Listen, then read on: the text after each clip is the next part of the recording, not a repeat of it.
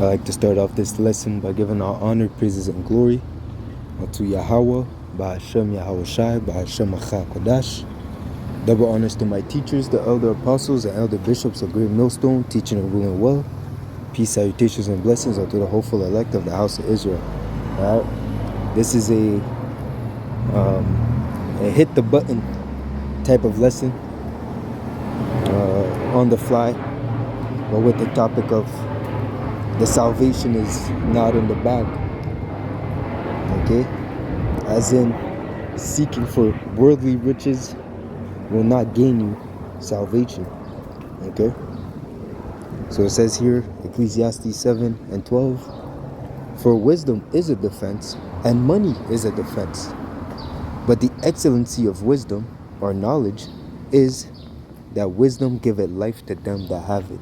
Okay, life in the sense because you inherit, or rather you gain the love of Yahweh, Ba'ashem Yahushai, the creator of the universe. Okay, as it says, the Most High dwelleth with them. He only loves them that dwell with wisdom. To obtain wisdom is to find life. Okay, because again, through that wisdom, okay, which is the knowledge of the scriptures, which is this doctrine, you now understand what is pleasing in the sight of the Lord. Okay, and by applying understanding, okay, which is to abstain from evil, okay, you now do the things that are good in the sight of the Lord. So now you have discernment, okay, through that wisdom. Okay, you see, which money doesn't give you discernment. Okay, you can have money and spend it on good, or you can have money and spend it on evil. Okay, money gives you comfort. It's a defense in times of uncertainty, in times of, especially in this modern society, to have a little bit of bread, it gets you out of certain circumstances. Okay, lawyer fees, okay, bills, rent, okay, payments, okay, being able to let's say give tithes. Okay, you're in a better off situation that you can help out more financially. Okay, you can invest, things of that nature. Okay, but you can always turn it to good, or you can turn it to evil. Rather, when wisdom is solely for your benefit, that's why it says it gives you life. Wisdom is for your benefit. Okay, you see. So as it says,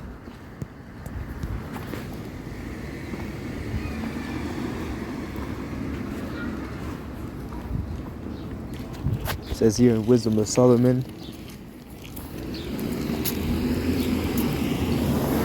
let me see, Wisdom of Solomon 8, and I'll go straight to the point, verse 5. If riches be a possession to be desired in this life, okay, if being rich is something that, and again, that is something that is to be desired, okay, as I said, as that saying in the world, cream, cash rules everything around me.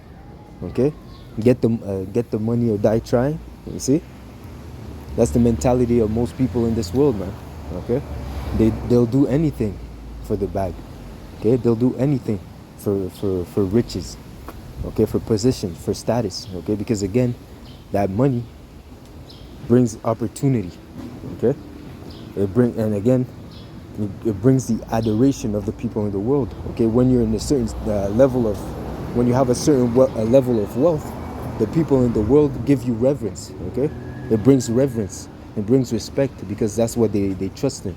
Okay, so again it says here, if riches be a possession to be desired in this life, what is richer than wisdom that worketh all things?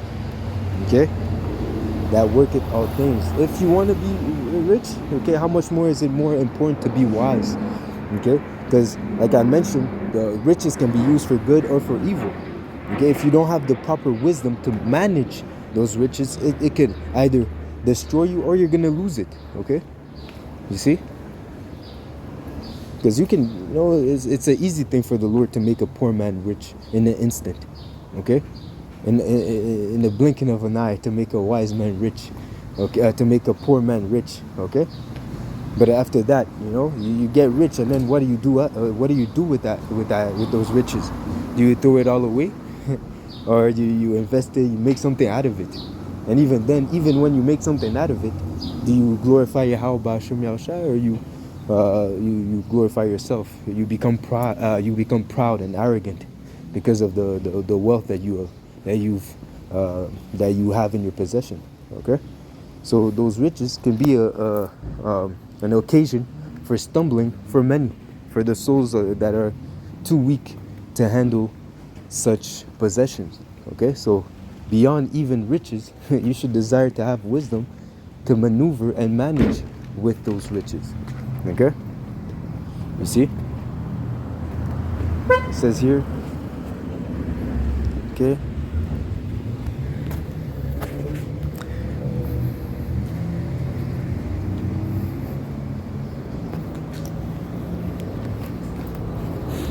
Says Wisdom of Solomon 7, and I'll start at 10. Wisdom of Solomon 7 and 10. I loved her above health and beauty, and chose to have her instead of light, for the light that cometh from her never goeth out. So that's that life, and never goeth out, because now you have the good graces of Yahweh. Okay. Whether good, whether bad, the Lord is with you because you have that wisdom. Okay? And it says here, all good things together came to me with her. Okay? So before he even, that's speaking of Solomon, before he got riches, woman, power, he asked Yahweh for that wisdom. Okay, he asked for that wisdom, and that pleased the Lord. Like I said, to seek for that wisdom first, seek for wisdom over the riches of this world is something that is well pleasing unto the Lord, man. Okay, and because he asked for that, the Lord said, "I'll give everything else unto you," because, as it says, wisdom is the beginning of knowledge.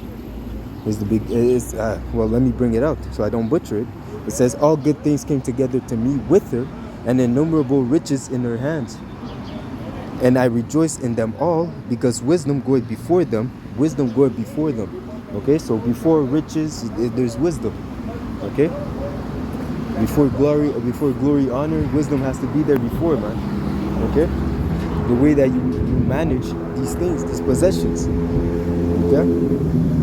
So it says here, and I knew not that she was the mother of them. Okay, so the mother, she birthed, in a sense, these riches.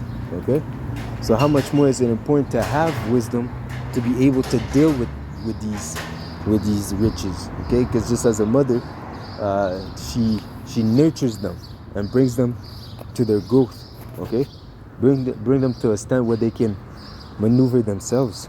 Okay, she nurtures them up to the point where they can they become a self-autonomous, in a sense, if I can, they just as a mother takes care of her children to the point where they can deal with themselves. They deal with their, to one point they become adults. So wisdom takes care of all these riches if you apply them correctly, and then it brings them up. It brings you up with those riches.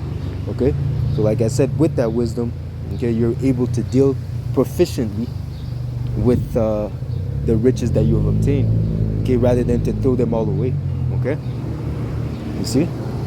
So again, wisdom goes before all of those riches. Wisdom is more important than the riches of the world. Okay, because through it you will obtain life. Okay, and there's going to be a time Isa Edom is going to change this economic system. Okay, he's going to change the economic system where money is going to be obsolete. Okay, there's not going to be any more need for these monopoly bills, these federal notes. They're going to do away with that kind of currency. You see? All right, because that's the plan of the elites of this world, to bring up a new system based off technology. Okay, everything's going to be in the cloud.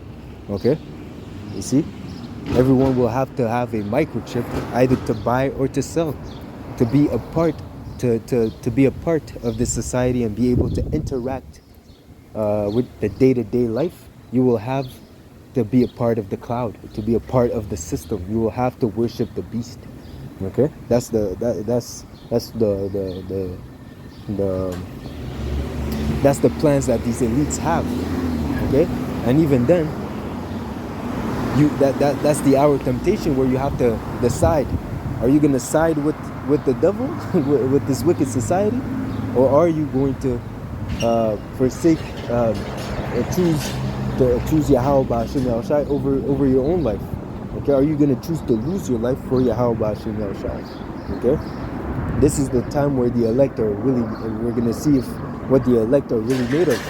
Okay, are you going to remain faithful and steadfast for the name of Yahweh Ba'ashem Yahushai, or are you going to deny him to continue in this wicked system that is really going to last but for a few, but for a very short moment, Salakia, but for a very short moment, okay? Okay, because even Isa Edom knows that he has but a short time to rule. That's why he's going to come down with great wrath, believing in his deluded mind, deceived mind, that he will be able to retain dominion if he's able to chip every individual on the earth. But he has not put in account that Yahweh Shai will return and cast him down from his excellence, cast him down from his ruler's seat. Okay, this is the times that we're coming into. So there's no point now to look back in the world, okay, and to put your faith in the bag. And like I said, the bag is the bag. First of all, the bag is already, there's already a hole in the bag, okay. And Isa Edom is gonna do away with the bag, okay. He's gonna throw it out, man. He's gonna come out with a new system, okay, where he's gonna be able to control everything, where he can be as a god on the earth, man. These elites, okay. So let me see.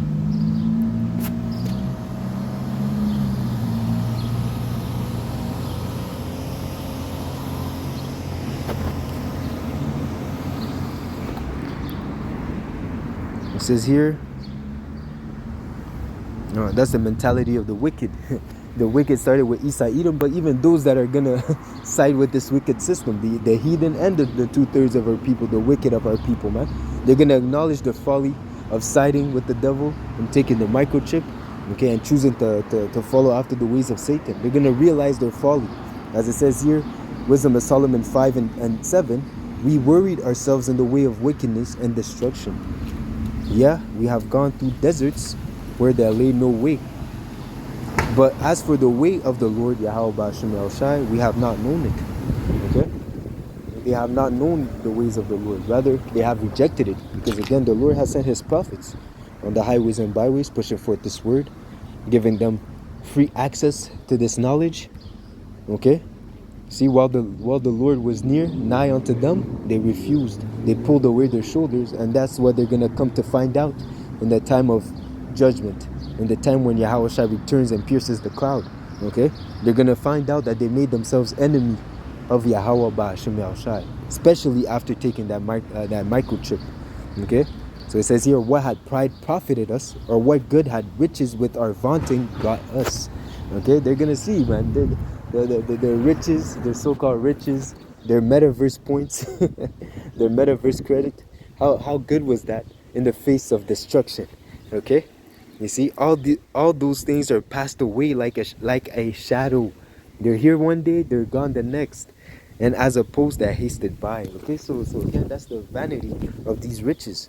Okay, yes, it's a defense for the time being, but in the days to come, it's not going to be able to save you. Okay, in the day of wrath, in the day of vengeance, in the day of judgment, those riches, man, they're gonna be similar to garbage, man. They're gonna be similar to dung, man. And that's why it says they're gonna cast it out in the streets. It says here, was Isaiah, I believe, Isaiah or Ezekiel.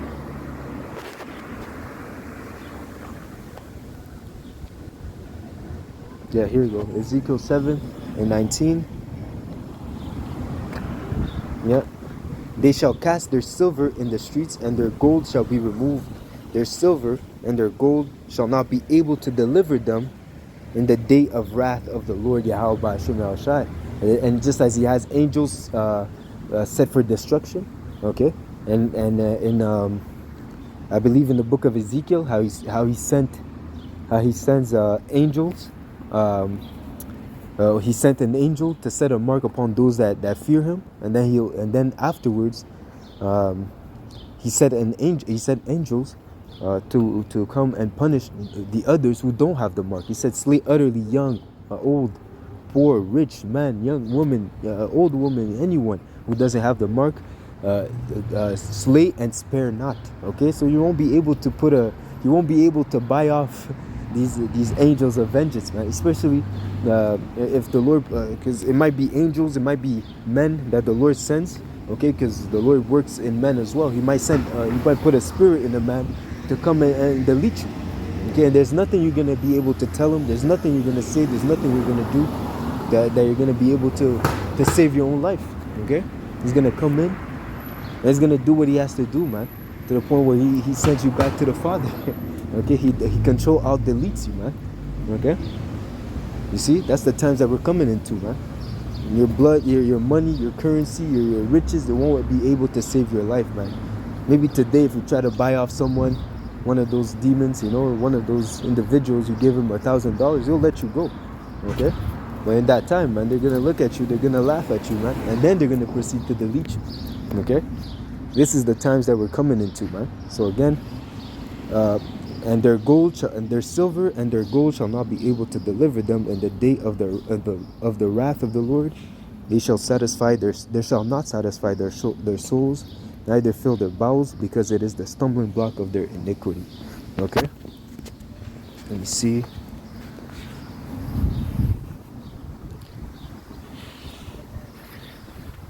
It says here in Proverbs 11 and 4. Riches profit not in the day of wrath, but righteousness delivereth from death. Righteousness delivereth from death. For your piety, your obedience towards Yahweh Ba'ashim Yahushai, the service that you have done towards him, okay? Putting him first, seeking wisdom, okay? Doing the things that are pleasing unto the Lord, that's what's going to be able to deliver you in those days. Okay, the Lord is gonna make a separation. He's gonna make a clear separation between those that serve him and those that don't serve him. Okay, you see, to the point where those that serve Yahweh Ba'ashim Yahushai shall be fed. Those that serve Yahweh Ba'ashim Yahushai will not have to be worried about the missiles. They will not have to worry about the evils. Okay, you see, those that serve Yahweh Ba'ashim Yahushai will hope for peace. You see, at famine and destruction we shall laugh. All right. So that being said, that's a quick lesson pertaining to how there is no hope in the bag. There is no salvation in the bag. All right. So that being said, Lord willing, this was an edifying lesson. Until next time, shalom, shalom, shalom.